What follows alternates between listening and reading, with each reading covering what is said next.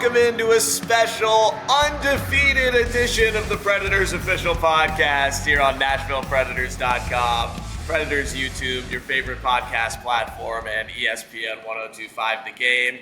A special short Friday edition of the show after the Predators won 2-1 against the Columbus Blue Jackets on opening night, Thursday night at Bridgestone Arena. My name is Max Herz from Preds Radio, joined by Kara Hammer from Preds TV and Brooks Bratten of NashvillePredators.com. I got to start with a question for you guys because I told multiple people this week that I was predicting the Preds to win 2-1 on opening night. And I cannot remember who those people were who I told. And I really hope it was one of you guys so you can vouch for my correctness here on the podcast. I don't believe it was one of us. I do know that you had a predicted goal scorer of Michael McCarron, which didn't come to fruition. But like we were joking about, hey, at least you were close. You picked somebody on the team. We just started with the name Michael, just the wrong guy. Michael Bunting got the scoring started. Brooks, were you aware of Max's prediction here? I don't seem to recall. I myself called a 3-1 prediction yesterday with an empty netter, so I was really hoping for that empty netter at the end. But what a start. I think we're all, at least Kara and I were talking beforehand, we're all a little bleary-eyed this morning, but we're not used to covering hockey games till 11 or 12 o'clock at night, but certainly well worth it to get a win on night one. But guys, nobody was putting in more work than Brady Martin's family. We have to give a shout out. The 18-year-old making his NHL debut last night on opening night. I think he had 30 to 40 family members and friends in the building. His brothers drove overnight the night before down from Elmira, Ontario. I think it was like an 11 or 15-hour drive. Came to the game. They're already on their way back to Canada where they work on the family farm. But you guys, so many special moments happening on the gold carpet. I had a chance to catch up with Brady Martin's mom. We all saw it. Some videos have been posted. Brady walked the gold carpet, saw his family, his mom for the first time in 6 weeks. They embraced in this hug. People started chanting Brady. I mean, it was just one of those tearjerker moments, and it was just really neat. So I caught up with her and I asked about being here with Brady, and she told me, she goes, he's my person. She goes, his dad was always working on the farm. It was him and I who were doing the road trips together, going to the hockey rinks, doing the miles. She said, I'm so proud of him. And she goes, one thing about him, he's an underdog. He's going to outwork you. He's the hardest working kid I know. And he's here. He's going to take your job. And guys, that's why he was starting on the top line last night with Philip Forsberg and Ryan O'Reilly. He earned that position. And Brooks, you were there. You witnessed it all. It was just really a special moment. Yeah, that to see him embrace his family, Kara, as you said at the end of the gold carpet, he didn't know they were going to be there. And it was one of the best hugs that I've ever witnessed in person. I mean, you could see the pride from his parents, especially. It was a beautiful moment with his mom and his dad, and as you said, his siblings and 30 friends and family. A lot of them rocking the bright red Sioux Greyhounds jerseys as well. They had just gotten there. They had just literally gotten out of the car, got to the hotel, freshened up a little bit, came over to the arena, and what a special night. And it wasn't perfect, right? It's never going to be. When you're 18 years old, you're going up against men. I think one of the quotes of the night was Brady Martin saying after the fact that he was involved in a little bit of a scrum in the third period in front of the net, and he was like, yeah, I think I've got to hit the gym. I've realized that everybody out there is stronger than I am. Which is, again, when you're 18 going against 25, 30-year-olds, that's what's going to happen. But just a really memorable night for Brady Martin, and certainly the first of many games in the National Hockey League.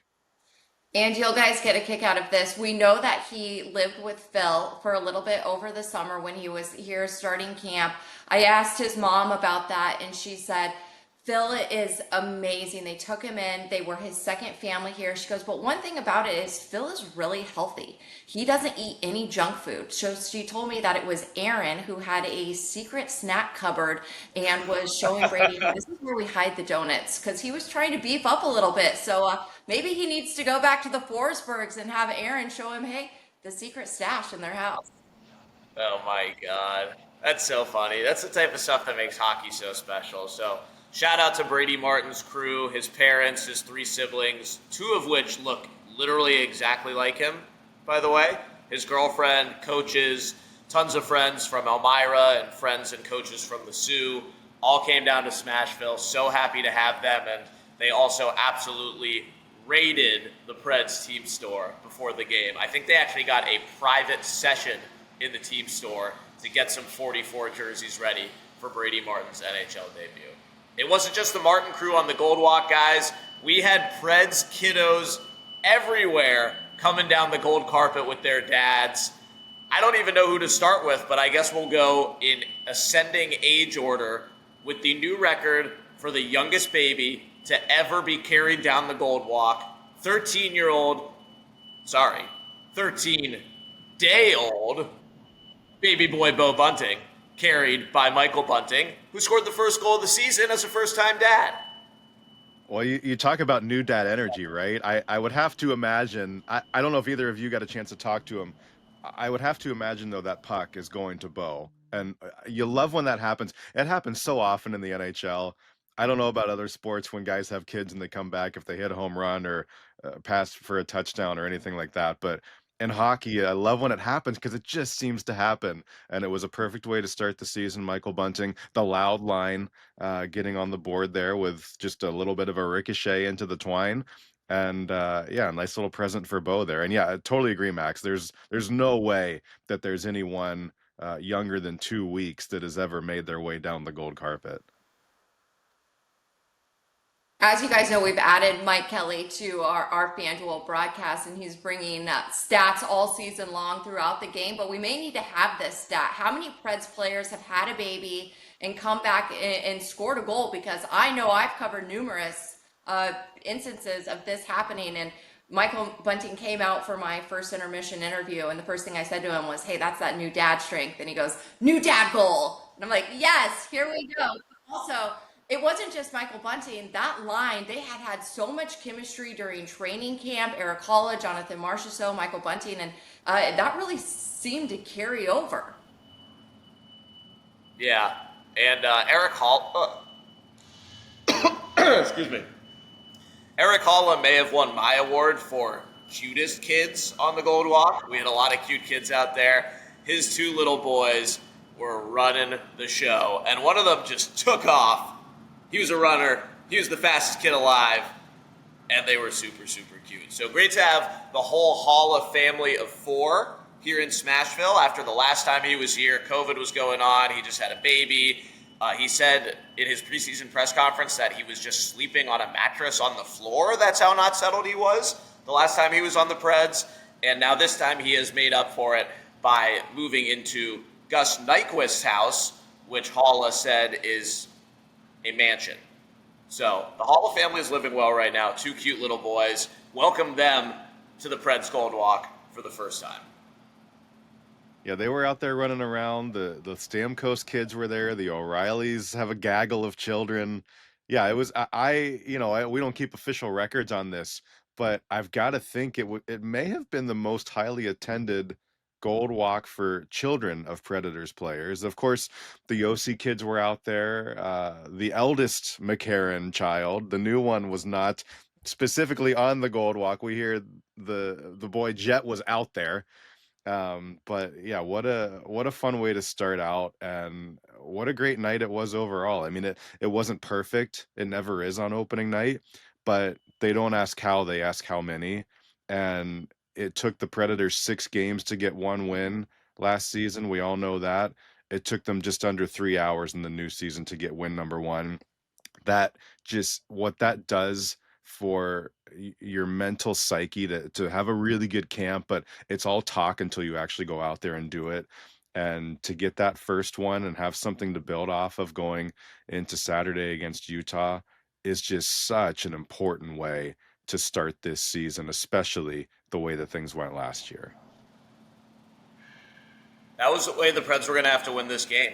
Close game, great goaltending from Juuse Saros, number one star with a ho-hum, 37 saves to start the season on opening night.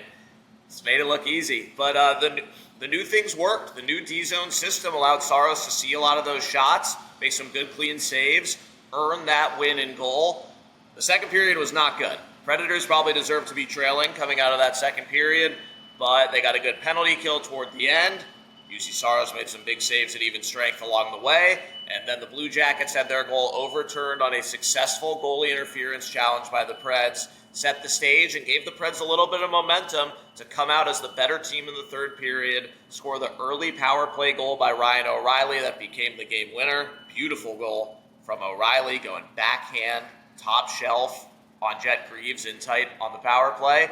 And then from there, the Preds almost never gave the Blue Jackets the puck back. That's how you protect a lead, and that's how you earn an opening night win. And that's exactly what Ryan O'Reilly talked about in the postgame. That third period, that's exactly what the Predators hope to be more often than not. The way that they played in that third period, up on their toes, in people's faces, not allowing Columbus a whole heck of a lot. As you said, Max, Juuse Saros was excellent. He needed to be. It could have been, the Jackets certainly could have had a few there in the first couple of periods. They only got one. And for Nashville to not only lock it down in the third, but continue to push, they could have had a couple more easily in the third period as well. The Preds could have. And you mentioned Ryan O'Reilly's goal. You got to throw this stat out. So it was Philip Forsberg on the primary assist. It is now 10 straight season opening games that Philip Forsberg has recorded a point. Count it up, Max, 10. He's one of only 5 players in recent memory to hit that streak. So what a night for Philip Forsberg. What a night for the Preds.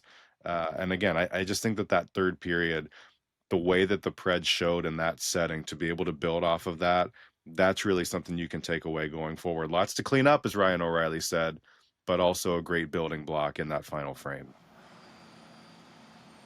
Yeah, fun for sure. And we get to do it again Saturday night in Smashville, Saturday, October 11th.